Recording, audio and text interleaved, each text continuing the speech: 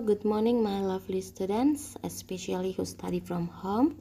How are you getting on today? I hope you stay healthy and I hope that you are keeping a good spirit ya nak. Pastinya kita semua tetap sehat dan semangat ya.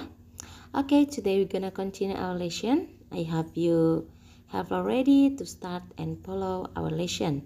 Nah, hari ini kita masuk ke tema 7, indahnya keragaman di negeriku, subtema 1, keragaman suku bangsa dan agama di negeriku. Nah, untuk itu langsung saja kita lihat bersama-sama ya nak. Nah, anak didik memang terkasih, di sini kita perhatikan ada teman kita yang bernama Dayu, di mana pada saat itu Dayu ingin berkunjung ke rumah temannya Doni dengan mengendarai sepeda. Nah, di sini kita perhatikan Dayu naik ke atas sepeda dan kedua tangannya memegang stang sepeda. Tetapi sepeda Dayu masih saja diam. Nah, bagaimana caranya supaya sepeda Dayu ini bergerak? Nah, iya benar, Dayu harus mengayun pedal sepedanya. Nah, sepeda adalah benda. Sepeda hanya akan bergerak jika diberi gaya. Jadi hari ini kita akan mempelajari tentang gaya. Nah, apa itu gaya? Nah, gaya itu adalah tarikan atau dorongan yang diberikan pada sebuah benda. Nah, berikut ini mari kita perhatikan macam-macam atau jenis-jenis gaya. Nah, yang pertama adalah gaya otot. Gaya otot adalah gaya yang dihasilkan oleh tenaga otot manusia atau tenaga hewan. Manusia bisa berjalan, berlari, melompat karena adanya gaya otot pada kaki. Nah, sebuah delman juga bisa bergerak karena gaya otot dari kuda. Nah, kita perhatikan gaya yang kedua, yaitu gaya gesek ya. Nah, gaya gesek akan timbul jika dua buah permukaan benda saling bersentuhan. Gaya gesek ada yang bermanfaat dan ada juga yang merugikan. Ketika berjalan akan ada gaya gesek antara kaki dan lantai. Nah, gaya gesek ini bermanfaat agar tubuh kita tidak mudah terpleset. Nah, gaya gesek yang merugikan misalnya ketika kita mendorong sebuah meja seperti yang kita perhatikan di sini. Gesekan antara alas kaki meja dan lantai membuat meja susah untuk didorong. Nah, coba kita bandingkan ya nak, jika kaki meja tersebut dilengkapi dengan roda. Nah, apa yang terjadi? Pastinya akan lebih mudah untuk didorong. Nah, dengan adanya roda pada kaki meja akan mengurangi gaya gesek dengan lantai. Nah, gaya yang ketiga kita perhatikan yaitu gaya pegas. Nah, gaya pegas dihasilkan oleh benda elastis seperti karet. Ketapel memanfaatkan gaya pegas dari karet untuk melempar benda. Ya, saat karet ditarik menjadi lebih panjang dan mudah dilepas. Karet akan menghasilkan ukuran semula dan menghasilkan gaya pegas. Gaya pegas inilah yang akan mendorong benda.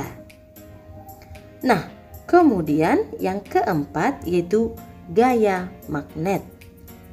Gaya magnet adalah gaya yang dihasilkan oleh magnet. Magnet dapat menarik dengan kuat benda-benda yang terbuat dari besi ataupun baja.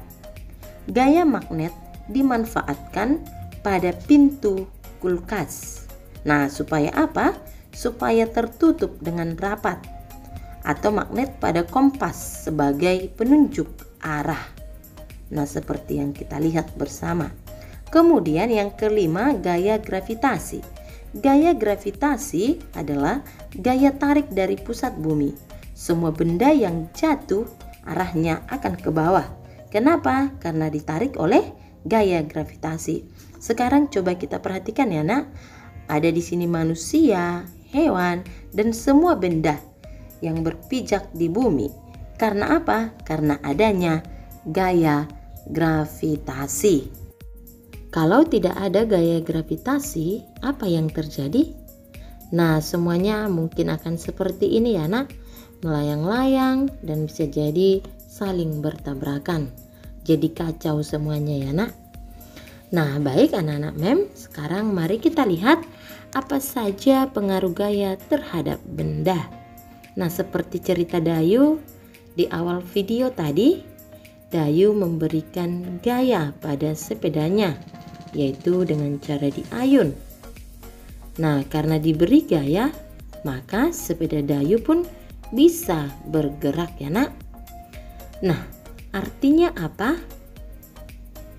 Gaya menyebabkan benda diam jadi bergerak. Nah, bagaimana jika Dayu mengayun sepedanya lebih cepat dari biasanya? Iya, sepeda Dayu juga akan bergerak lebih cepat.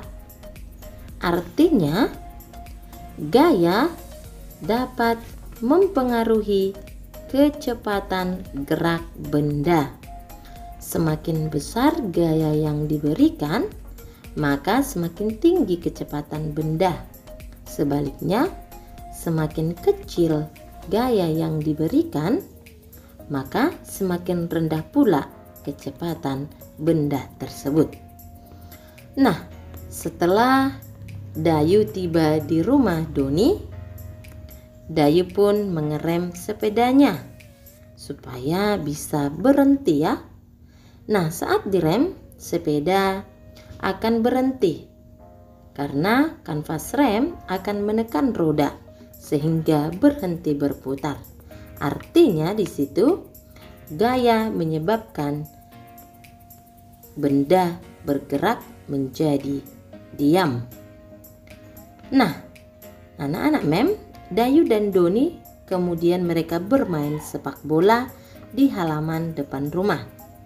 Dayu menendang bola ke arah Doni, kemudian dengan cepat Doni menendang bola itu kembali ke arah Dayu. Nah, saat menendang bola, Dayu dan Doni sedang memberikan gaya pada bola. Nah, gaya yang diberikan oleh Doni membuat bola ya oleh Dayu ya nak. Gaya yang diberikan oleh Dayu membuat bola berganti arah.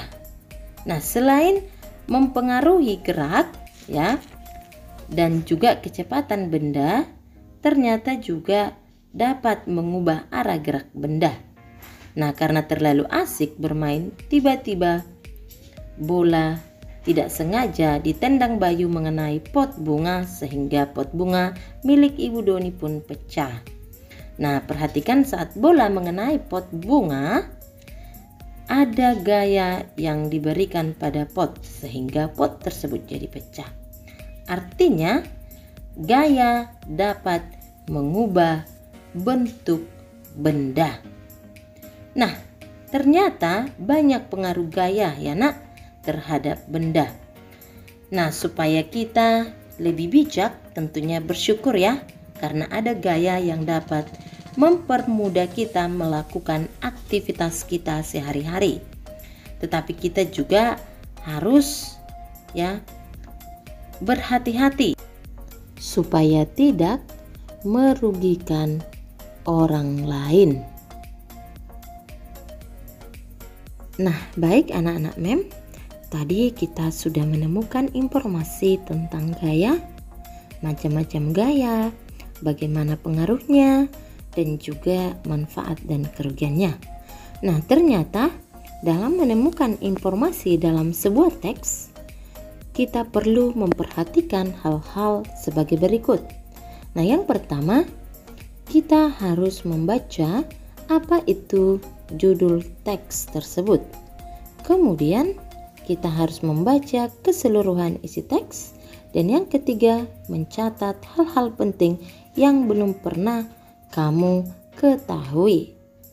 Nah, dalam menggali informasi teks melalui ide pokok, yaitu yang pertama, Suatu teks mengandung beberapa informasi penting yang ingin disampaikan penulis kepada pembacanya.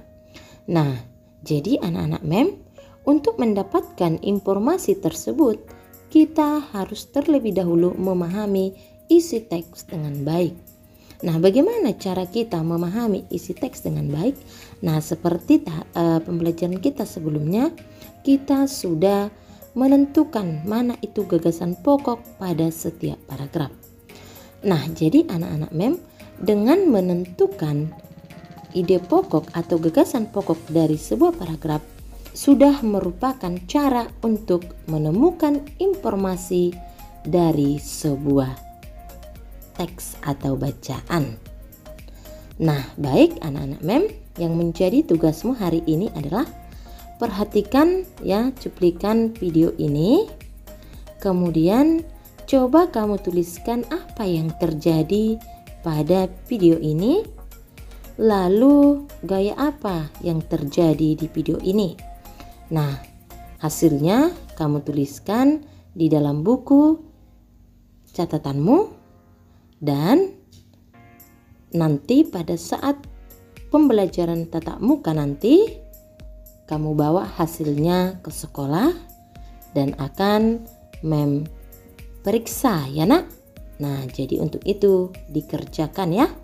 Nah, sekian pembelajaran kita hari ini, semoga bermanfaat.